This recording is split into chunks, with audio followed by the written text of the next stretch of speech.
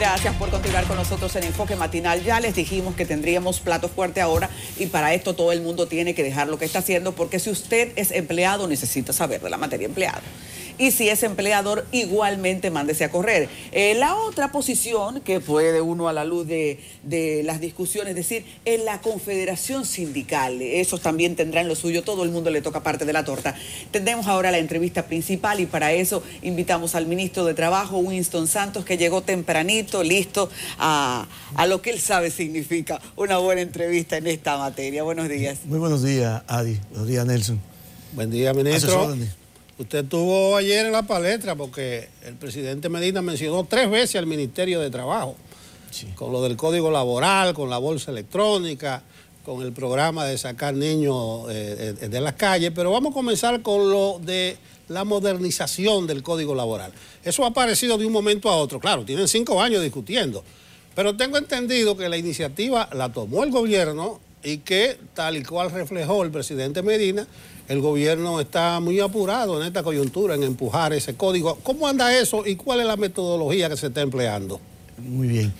Mira, lo primero que hizo el gobierno fue pedirle al sector empleador que presentara una propuesta para tomarla como fundamento y además trabajarla y presentarla al sector trabajador.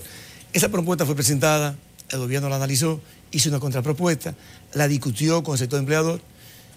Entonces ahora estamos presentando al sector trabajador.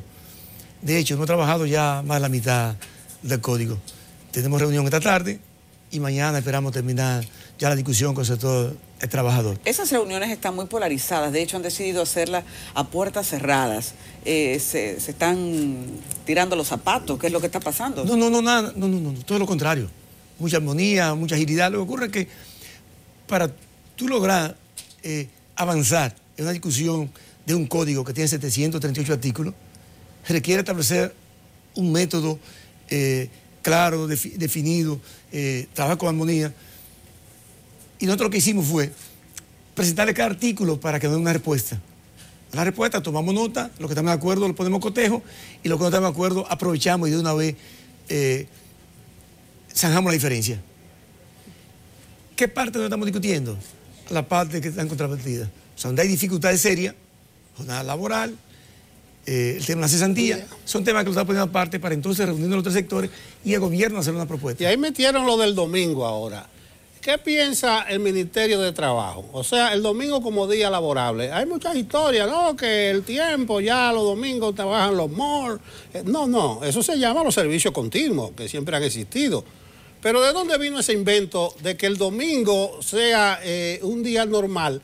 ¿Querrán los empresarios de contrabando que los trabajadores pierdan las condiciones extras de laborar en un día festivo? No, el actual código establece que se puede elaborar día festivo.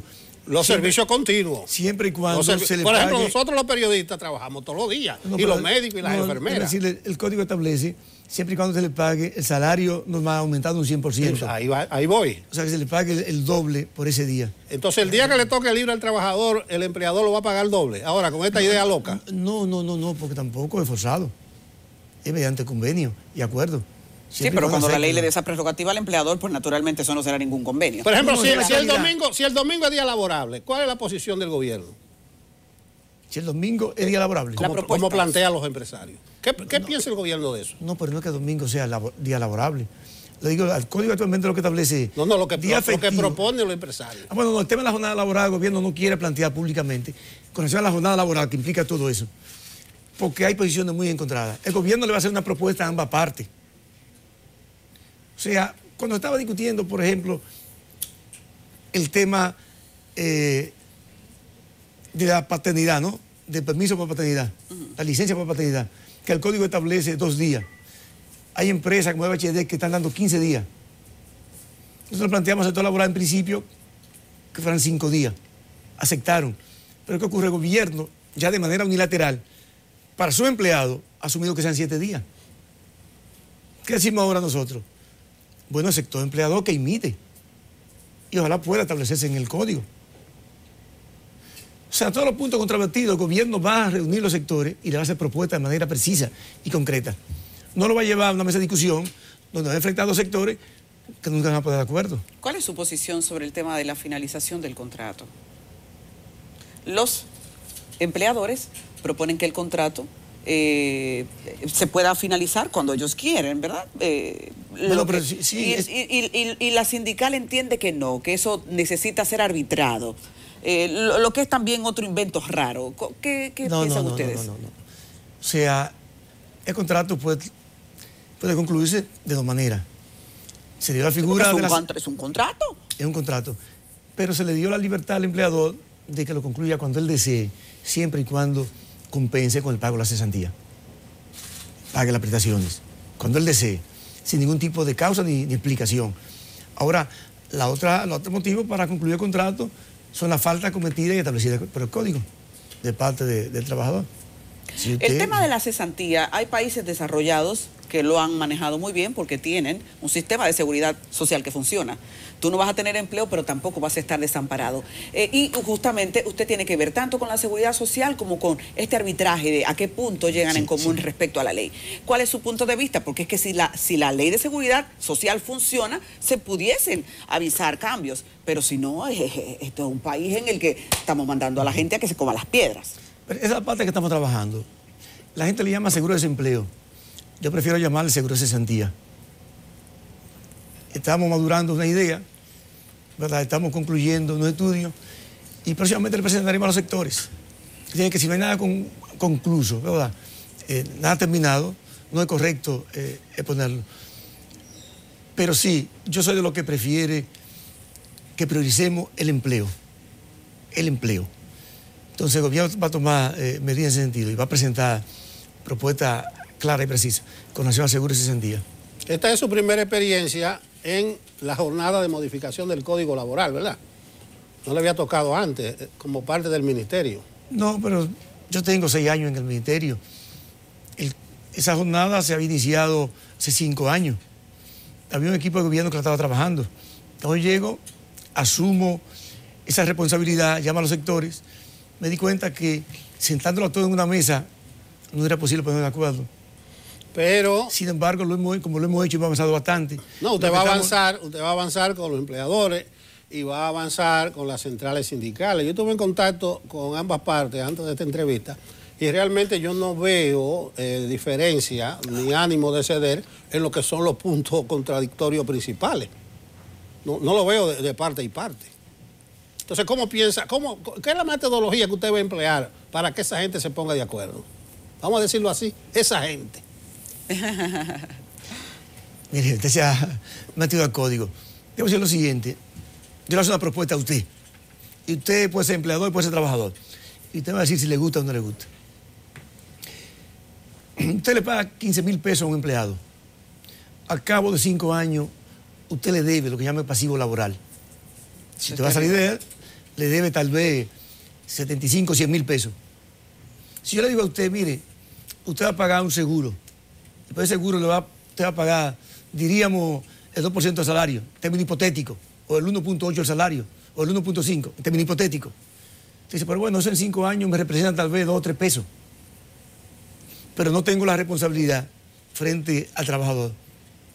Porque ese seguro va a asumir el pago de sus prestaciones. ¿Aceptaría usted? No. Pero bueno, ¿qué daño le hace si usted es empleador? ¿Pero qué daño le hace si usted es trabajador? Claro, no le haría daño. Es saludable. Es saludable. Es una propuesta Las dos que partes se benefician. Equilibrarían. Por ahí el cargo del gobierno. Y lo está discutiendo. Y lo preliminares que hemos tenido con los sectores, ambos sectores les gusta. Le reitero, como la propuesta no está terminada, por eso no puedo plantearle, porque lo que hago es que la saboteo entonces. Ojalá que se avance en una legislación. Que el gobierno va a plantear soluciones donde no haya acuerdo. Y lo que no sea posible, entonces, debe decidirse en otro escenario, que será el Congreso. Correcto. Porque hay que regular asuntos que están pendientes. El código era el 92, pero en el 92 no existía WhatsApp, no existía el teletrabajo. O sea, hay muchas modalidades de trabajo que no existían. Ministro, que hay que regularlo. No, hay que actualizarlo y hay que modernizarlo, obvio, estamos de acuerdo con eso. Y yo creo que en esa parte se van a poner de acuerdo todos los involucrados, los actores. Creo que no hay problema. Entonces, yo digo, el código lo de menos, el código está en proceso. Ya el presidente prometió que un tiempo más o menos corto tendremos algún tipo de solución al código, presentarlo al Congreso. Pero tenemos el tema del primer empleo, que el presidente habló también. Pero que es un tema propio del ministerio. También vamos para otros que tienen otras aristas, porque lo que el presidente habló ya lo dejó casi claro. O por lo menos de eso del primer empleo, eso es un proyecto todavía que tienen que sentarse y organizarlo. Pero hay otros líos nacionales que uno quisiera aprovechar con usted para hablar. Con la figura del ministro de Trabajo tenemos también al presidente del Consejo de la Seguridad Social. Usted es el presidente del Consejo de la Seguridad Social. Sí. Pero nosotros tenemos un país con ley en el que las instituciones del Estado, muchas están dando ahora mismo el lujo, hasta ayuntamientos, de no pagar seguridad social. Yo trabajo para el ayuntamiento y yo no tengo seguro, pero tremenda pendeja. Dígame usted, ¿cómo ustedes están fiscalizando? ¿Quién lo está pagando y quién no? Porque se supone que si se fuga una empresa privada de la que yo no tengo acceso ni siquiera al nombre, una empresa de llama Sapo, bueno, se me fue. Pero una alcaldía que no paga seguridad social, eso hace ruido. Sí, no solamente una alcaldía. Hay varias instituciones del Estado, CIRD, creo que INEPRE, pero pública, la cantidad inmensa de instituciones que no están pagando la seguridad social. ¿Y cómo llegamos hasta ahí? Y llegamos hasta ahí por lo siguiente, porque la ley fue concebida con un instrumento de castigo no correcto. O sea, la mora y el cargo. Cuando usted deja de pagar la seguridad social, inmediatamente le genera un 5% que se va recapitalizando todos los meses, que a fin de año termina en un 80% anual. Lo que cuando usted tiene un año se hace incobrable o impagable, mejor dicho. ¿Qué ocurre? El presidente acaba de mandar una ley, la que habla de la comisión de la AFP. Esa misma, los elementos fundamentales que contiene antes de ese evento es fortalecer a la TCS, a la Seguridad Social, darle personalidad jurídica, establecerle unos ingresos propios, pero además disminuir la mora de intereses, que en la actualidad es un 80% anual, solamente a la rentabilidad que pagan los fondos de pensiones mensual, más el 5% de ese monto. O sea, de esa manera el gobierno pretende que todos los ayuntamientos y todas las instituciones que estén fuera de la seguridad social, incluyendo la privada, puedan inscribir otra vez a sus trabajadores. Hablamos de nosotros ingresar alrededor de 150.000 empleados a la seguridad social. O sea que, naturalmente, eso implica negociar con ellos el pago de la deuda que tienen, pero no de la deuda total. Se le va a eliminar todos los intereses que deben. Se le va a eliminar la parte de salud que debían pagar, porque el servicio de salud no se ha dado. Lo que no le va a eliminar es el pago de lo correspondiente a pensiones de esos trabajadores, porque es un derecho que le disminuye su futura pensión. O sea, ese es el tema.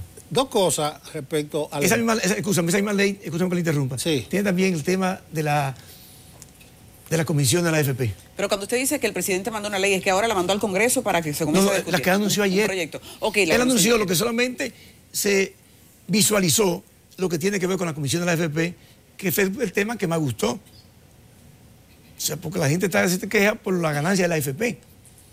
Además, lo relaciona a la ganancia de la AFP a la tasa de reemplazo que tendrán sus pensiones. Sí, pero no te emociones mucho, Adi, que la ley de seguridad social es casi igual que la del Código Laboral. O sea, tiene un par de años, bamboleando y tiene unos aspectos... No, escúcheme, Nelson, por esta parte, no hablamos de la ley total. El presidente envió un proyecto minúsculo para 3 o 4 elementos puntuales y hizo la promesa de que en los próximos días enviará el proyecto del asunto macro de la seguridad social, de la parte densa de la seguridad social. Ahí en esos macros es que está el macro. Pero vamos a hablar, sí, yo sé, porque tenemos 2 años, más de 2 años, el gobierno incluso tomó la iniciativa y retiró el proyecto y lo congeló.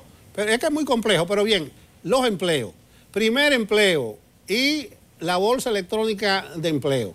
Lo del primer empleo, la idea es magnífica, esto de los 3 primeros meses, porque yo creo que eso es materia también del Código Laboral, porque es que la patronal dificulta lo del primer empleo, hay que viabilizar.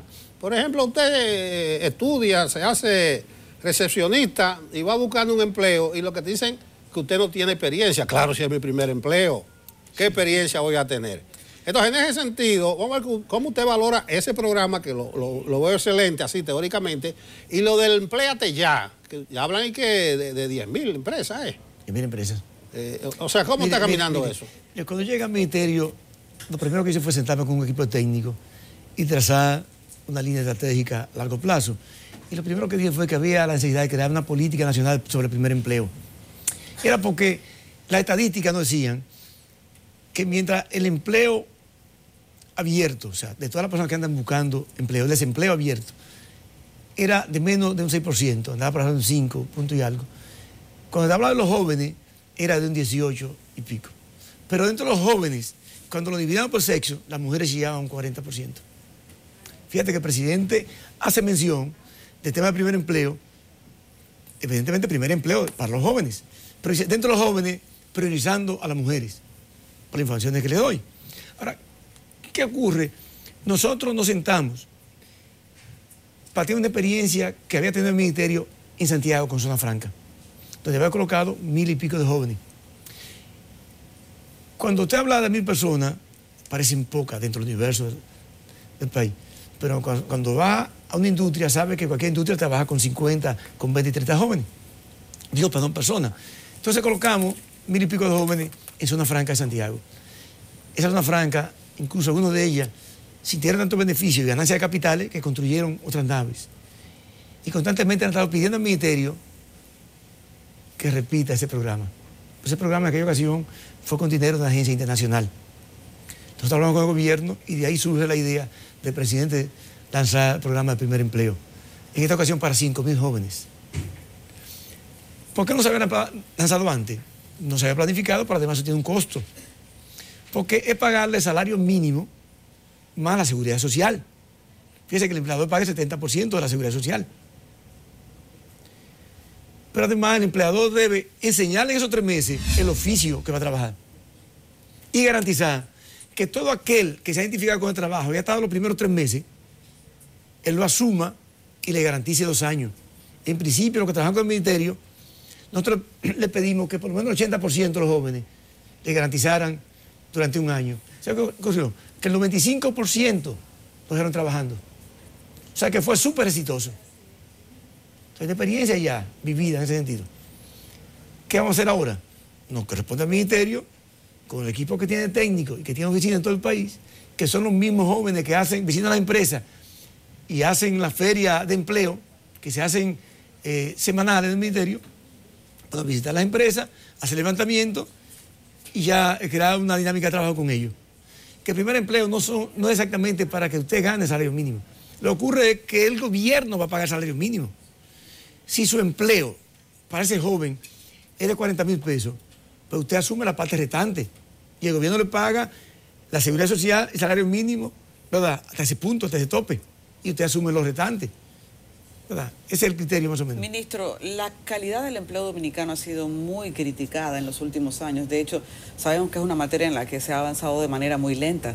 Hay diferentes enfoques respecto a lo que significa crecer solo en empleos de servicios y no de producción, porque cada vez importamos más, cada vez entonces el empleo es una especie de sombrilla más bajita.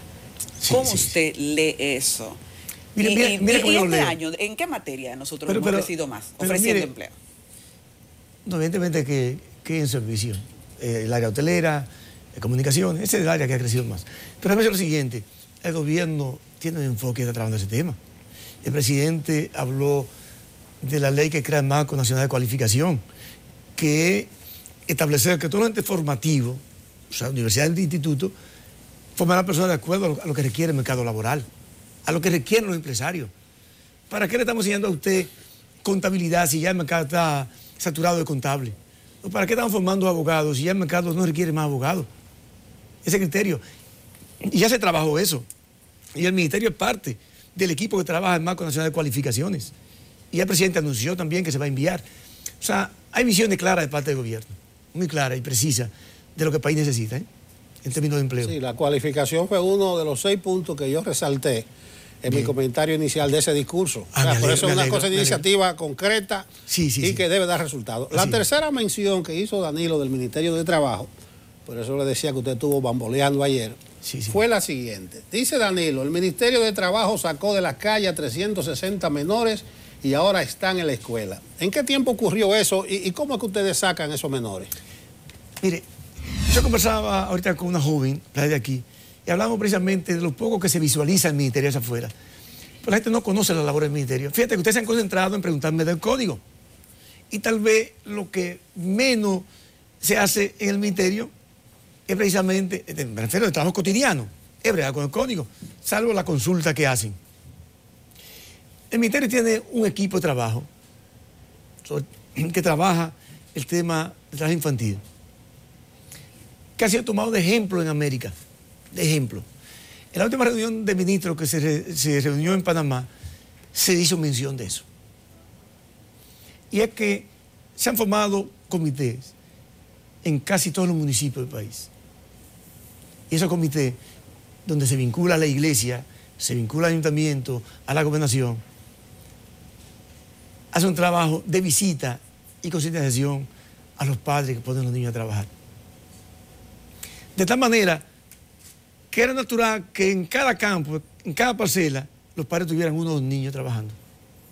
La trabajaban en la mañana y en la tarde los mandaban a la escuela. Sabemos nosotros que después que el gobierno ha iniciado el programa de Tanda Extendida, eso ha ayudado muchísimo al ministerio en la labor de sacar a los niños del área de trabajo, mandarlos a la escuela, ayudó muchísimo. Pero antes de eso, ya el ministerio tenía libre de trabajo infantil a lugares como Constanza, el mayor productor de hortalizas y vegetales. Tenía libre de trabajo infantil al área cañera. Fíjense, pero también al área agrícola de producción de banano. Pero estamos de manera permanente y haciendo visitas casi semanales al área arrocera. Y son equipos de inspectores que van con un equipo del ministerio, de técnicos, visitan. La medida en principio no es represalia. Saca al niño, se reúnen con los padres, llaman a la comunidad para que participe en esa reunión con los padres y le hacen entender que obligar al niño a trabajar es condenarlo a que repita el trabajo del padre como adulto y que termine viviendo en una casita al lado o en una habitación junto con los padres. Es explicar los asuntos elementales. Y los padres luego terminan llamando y dándonos la gracia. ¿Usted se refiere a que hay otros proyectos también que en el día a día son lo que empeña laboralmente al ministerio? ¿Cuál otro hay paralelo a esto del trabajo infantil? No solamente ese, o sea, el asunto de equidad de género y no discriminación no ocupa mucho espacio. De modo práctico, ¿qué ustedes están haciendo en eso? Bueno, eso es charla de manera permanente, porque hay una discriminación que no es visible, que es producto de la formación cultural que tenemos, ¿verdad? Hay gente se llama ahora capacidades especiales. Nos reunimos recientemente con Bepensa y va a establecer un porcentaje de empleados con discapacidad. Nos reunimos ahora con esta empresa precisamente, AICO, que lo que hace es que ensambla parte plástica, materiales, por ejemplo, bolígrafos, la navaja de afeitar, y ellos ya tienen una línea de ensambladores ciegos en China y pensamos replicarla en el país. O sea, estamos conversando con la empresa para que le den oportunidades a la gente que no tiene oportunidades, precisamente por la discriminación que existe, por un tema cultural. Ministro, o sea, pero sí, quiero aprovechar por un tema que hace un tiempo fue un escándalo. En la zona industrial de Jaina, ha impactado de manera negativa a todas las comunidades que están ahí, a los barrios cercanos por la contaminación. Es un tema en el que incide medio ambiente, pero también el Ministerio de Trabajo en la calificación de cómo convive una empresa con una comunidad. Todo eso, ¿a ustedes los ha embargado y qué han hecho en esa materia? Mire, al igual que el tema de peor empleo, nosotros priorizamos la seguridad e higiene en el trabajo. Y decíamos que había que crear una cultura nacional sobre la protección del trabajador en el ambiente de trabajo. Usted va caminando por ahí, ve una construcción y ve en un andamio a un trabajador trabajando. Muchas veces agarrado de la brocha o agarrado de la pala. Hemos fortalecido esa área y le estamos fortaleciendo. Y el hecho de que hayan ocurrido, posterior a la decisión del ministerio, posterior, las explosiones de Poliplas y de otras instituciones, nos daban la razón a nosotros. Ese departamento está siendo fortalecido, se le ha duplicado la cantidad de técnicos, están visitando, hicimos un mapeo y estamos priorizando a las empresas de mayor riesgo y le estamos obligando a que establezcan el programa para certificarse. Cada empresa debe tener un comité interno, formado por su empleado, que vigile la seguridad e higiene en el trabajo. Y es certificada esa empresa cuando cumple una lista de requerimientos establecidos por el Ministerio, que bien puede ser de nivel de piso, extractor de humo, puede ser todo lo que implique seguridad, arnés para el trabajo, todo eso. Cuando usted cumple con todo ello, chaleco de seguridad, bota de protección, todo. Cuando usted cumple con todo eso, en el periodo establecido por el Ministerio lo certifica y le da un carnet, un papel, ¿no?, con la información de que está deben certificado. Y eso es un plus para usted como empresa. Incluso entendemos que ahora podemos pedirle una certificación que puede ser un agregado, un plus para un sello de certificación para el envase de lo que ellos producen.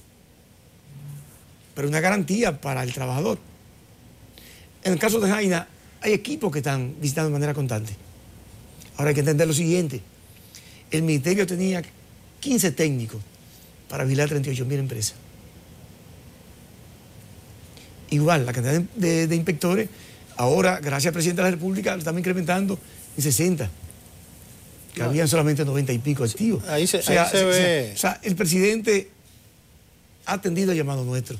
Pero además la preocupación nuestra fueron certeras porque ocurrieron algunas desgracias, ¿verdad?, que por suerte nosotros ya habíamos tomado las previsiones con relación a ellas, ¿no? Ahí se ve que el ministerio, que no es un ministerio mediático, que no anda en los medios. No andamos en los medios. No anda en los medios, tiene múltiples tentáculos. Pero mucho. Incluso me dicen que usted es un demócrata, carta cabal. Rafael Alburquerque, que es el asesor en la discusión esta. Sí. ¿Usted no le para eso de que él sea uno de los puntales de la campaña de Leonel Fernández? ¿Eso no le da algún requemor? No, para nada. Soy amigo de él. Lo trato con mucho respeto, una gente, ¿verdad?, de mucho nivel. Sí. Qué sé yo, la discrepancia política no deben llevarnos al enfrentamiento personal, ni mucho menos. Él tiene su creencia y yo tengo la mía. Somos demócratas, en efecto somos demócratas. Y la democracia es, de alguna manera, establecer la representación de la mayoría. Y tolerante. Y ser tolerante. Señores, hemos conversado y qué pena llegar a la parte final porque podríamos seguir hablando. Esto del empleo tiene mucho que ver con la dinámica del país. Mucha gente está esperando que les demos noticias y respuestas a sus problemas. El ministro Winston Santos, un santiaguero a carta cabal. Pero tú no vas a cerrar, ya, ¿verdad? ¿Cómo fue? Tú no vas a cerrar todavía. Sí, ya vamos a cerrar. Y no vamos a hablar del incremento de la pensión y el incremento del salario mínimo. Hay una parte que la gente no está visualizando. La posibilidad de pensión de un empleado público era hasta 40.000 pesos. No importa el salario que tuviera. No importa. Pero como se duplicó el salario mínimo, la posibilidad de pensión va a ser hasta 80.000 pesos. Okay. Porque hay un tope salarial para las pensiones hasta 8.000 salarios mínimos. Y me gustó la pensión. O sea, la gente no entiende esa parte. O sea, eso es para estar haciendo fiesta en la calle. Lo que pasa es que ahorita debatimos mucho sobre el discurso del presidente. Hay muchos temas que se quedan por eso pendientes. lo que habló el presidente se lo dejamos al debate del discurso. Pero sí, muy bueno para enriquecer al final. Ya estas son noticias que la gente hoy, como dice usted, bien puede celebrar. Señores, vamos a despedir así al ministro de Trabajo, Winston Santos. Decía yo hace un momento que es un santiaguero a carta cabal, que se le está jugando ahí para dejar un buen legado a la clase trabajadora y a los empresarios también, porque ellos son parte del al país. Así que continuamos con Enfoque Matinal. Muchas gracias.